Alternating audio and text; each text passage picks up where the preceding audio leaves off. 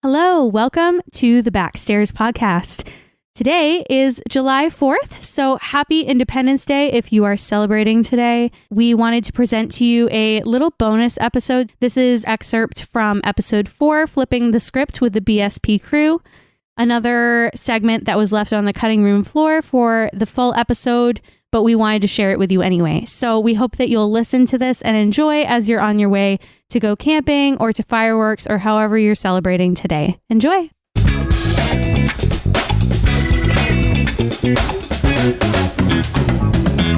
So John, you and I did a little collaboration a couple years ago.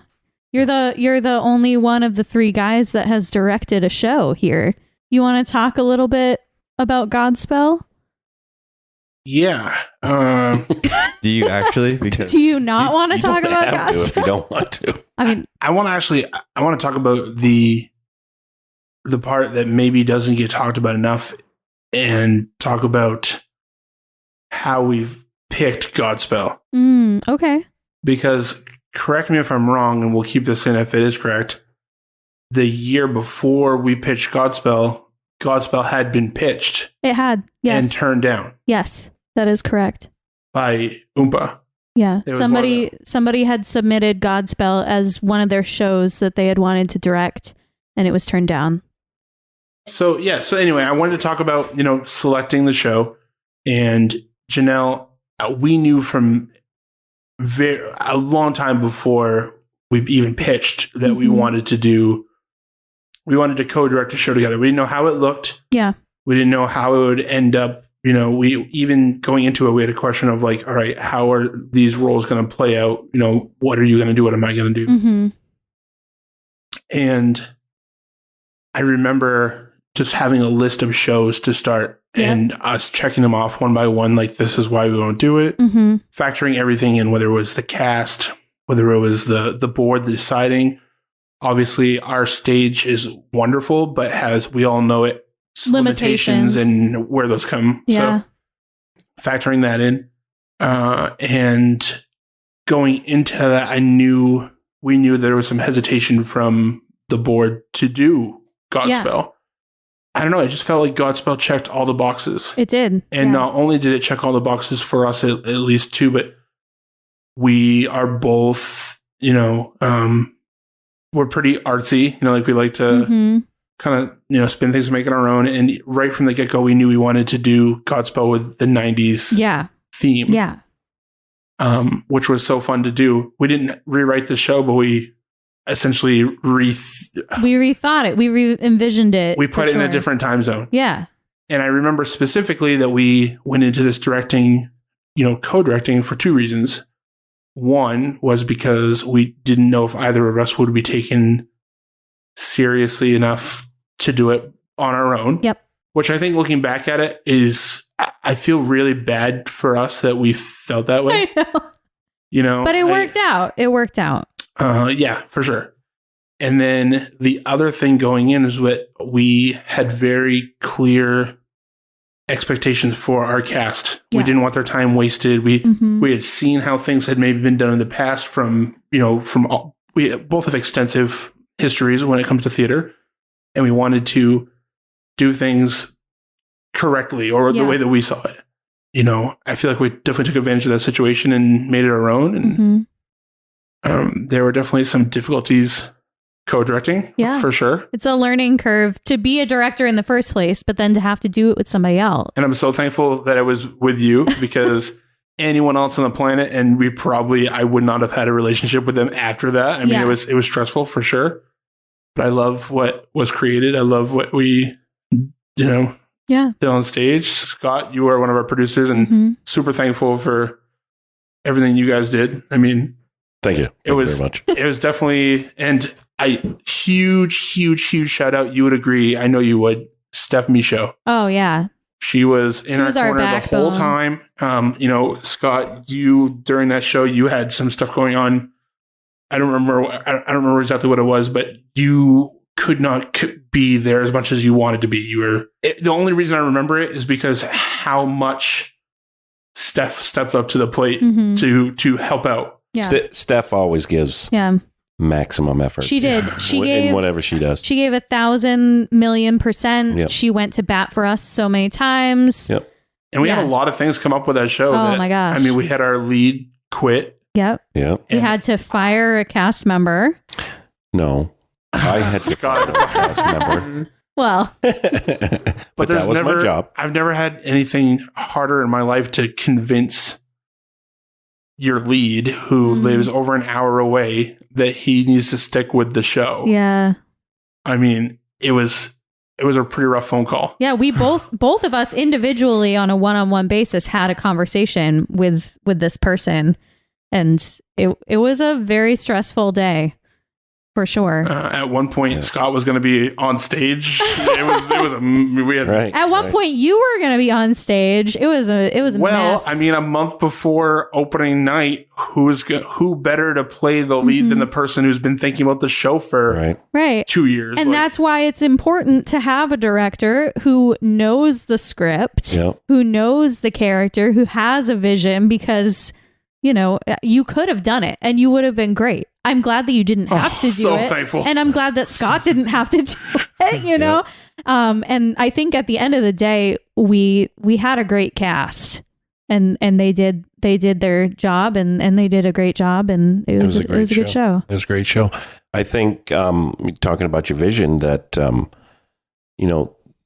you had such a clear vision is why I think we decided to do the show, because it was your pitch that did it.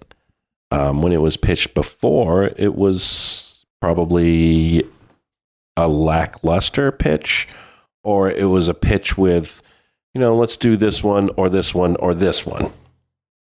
So, and the board looked at it and said, well, we like this one the best. There was nothing about those shows other than here's 3. Choose one. I'll direct them. Oh, John had dioramas. Oh, he had the diorama. Yes, we had detailed written out pitches for each of the shows. But Godspell from the get-go was our number one choice, right, John? I mean, yeah, it was. I mean, I was thankful that our number one choice was chosen for sure. It was clear that you guys came in and really wanted to do that show, and you had a lot of enthusiasm for doing that show. So that's why it got picked.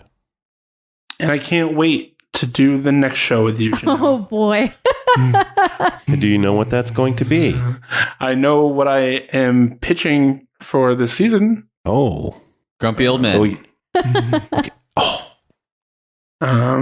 And I hope that Janelle will be my stage manager. Is that an ask? Are you asking me? I would love it. Oh man. Stage manager? Yeah. I would do it. Wow. Let's talk.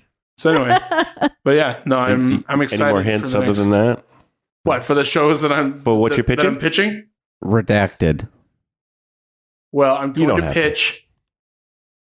Redacted. I thought you were not quick enough with the redacted. We'll talk later about some ideas that you guys have maybe. However, I did want to put it out here right now on the podcast. Oxford Hills Music and Performing Arts Association is looking for you.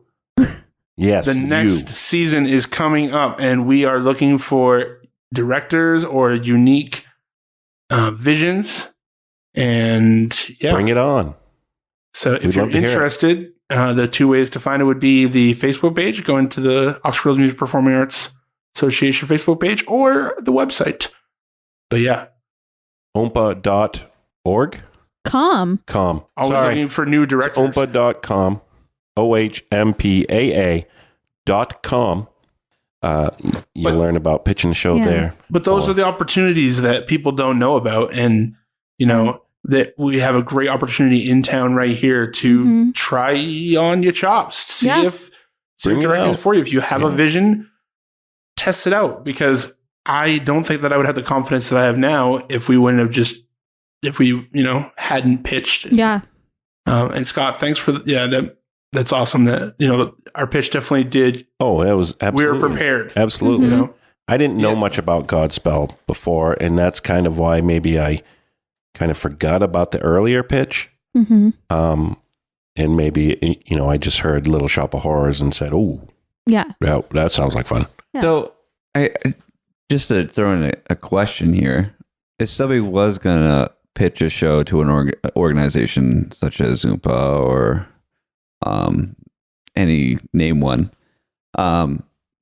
what would somebody need to bring? Like, what are some like key points you think, since you guys brought a pitch that obviously made an impression with the board? Well, I think it goes back kind of to what we were talking about with like the directors that stood out to you. You know, John and I went in with energy. We went in with a vision. We had a clear direction of where we wanted to go. Right. But we were also open to ideas and very humble about it. And I feel like for me, and you guys can bring anything else you want to the table, but that's what I feel like when pitching a show, that's what's going to make you stand out among the others. Yeah.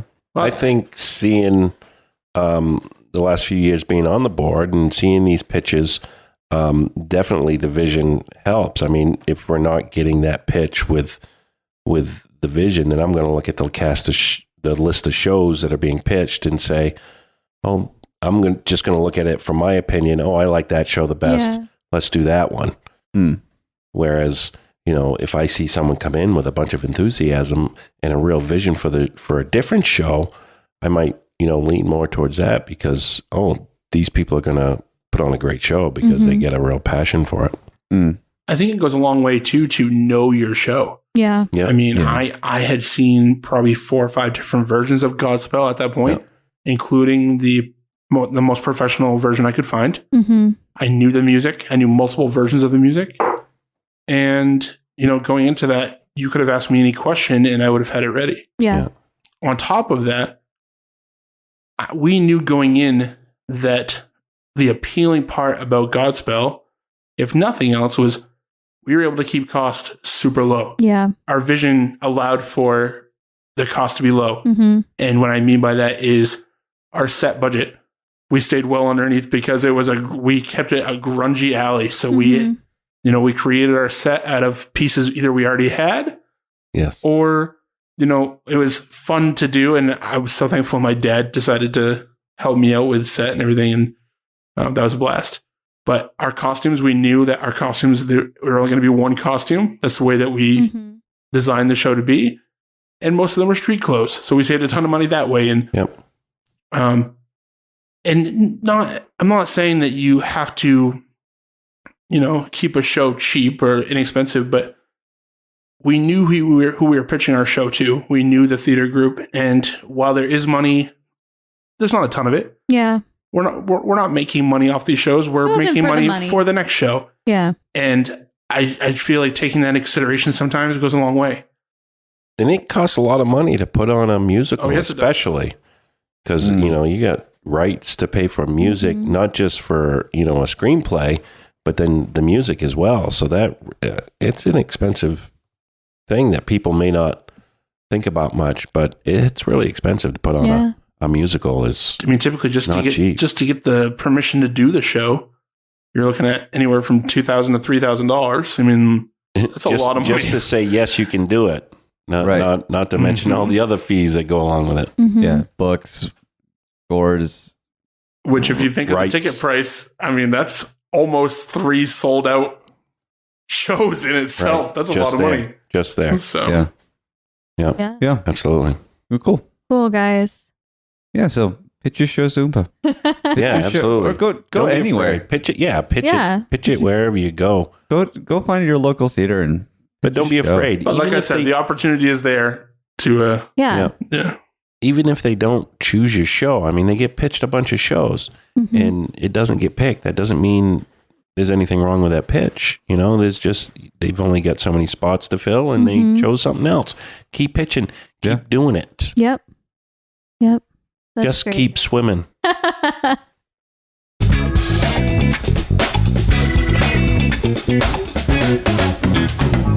This has been the Backstairs Podcast. You can find us on Instagram at the Backstairs Podcast, on Facebook at the Backstairs Podcast. Send us an email at thebackstairspodcast@gmail.com. Redacted!